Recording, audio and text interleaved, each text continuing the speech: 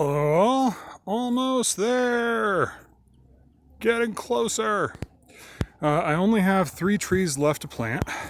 Asparagus has been planted from here over to the end of those pavers, so big old patch of asparagus. Apple tree goes here, here, and here. Those are getting delivered next week, supposedly. Apple tree, apple tree, apple tree, apple tree. Pear, pear, pear.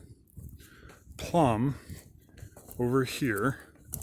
Fig down there. It's a tiny little twig, and I don't know if it's going to take it or not. Cherry bush, cherry tree, and that's the trees.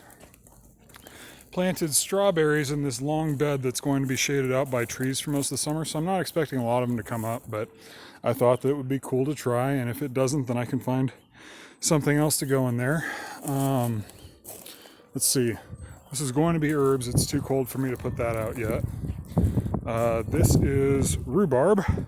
Got one rhubarb plant there. Going to be more herbs. And this is horseradish and probably some herbs.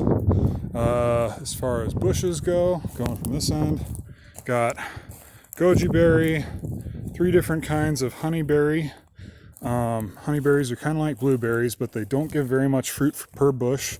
The bushes get really big, and they go dormant and lose all their leaves in the summer, so they're kind of ugly like most of the year, most of the summer. So I stuck them in the back behind everything. Got a hyacinth back there, tulip, daffodil, daffodil, tulip, hyacinth on the flower beds. My dad and I had a big day yesterday, and we added a bunch of manure to these beds, so hopefully they'll hold water better. This long bed is mostly strawberries. It's strawberries on the sides, and then the strip in the middle, the strip of dirt in the middle, is bunching onions and thyme. So green onions and thyme. Getting rained on here. And then my dad and I finished spreading manure and potting soil and planting out these beds. So there's just a huge mess of stuff in there. It's big bed of onions, big bed of garlic, a lot of leafy greens, some peas, some kohlrabi, a lot of radishes, a lot of carrots. And then the back bed is a shotgun of a whole bunch of different perennial or self-sowing annual seeds that I got that are not commonly grown in gardens because they don't taste that great. But we're going to give them a try and see what happens. And I also sowed a lot of wildflowers back there. And then the raspberry beds are the same. I'm going to have to replace the blackberry, and I got 3 bare root raspberry plants. Last one is this guy who's standing up here in the middle.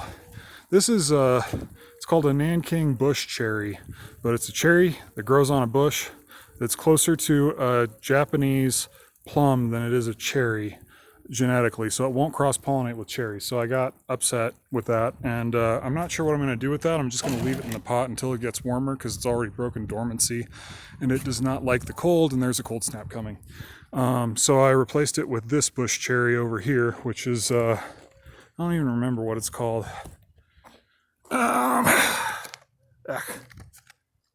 Carmine jewel cherry. It grows up to about 6 feet by 6 feet.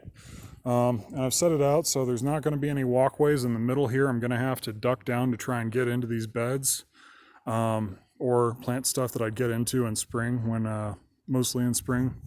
But there's going to be a walkway here, back around the side, and then up along here and around back that side. It won't connect all the way through because some of the bushes are probably going to grow into it.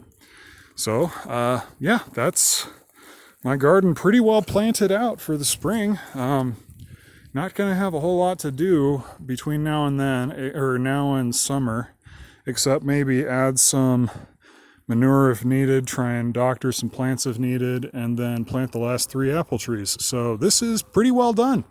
And I am going to water in the trees now. Have a good one, y'all, and happy Easter since I missed it, and take care. Oh, one more thing. Mugiwara!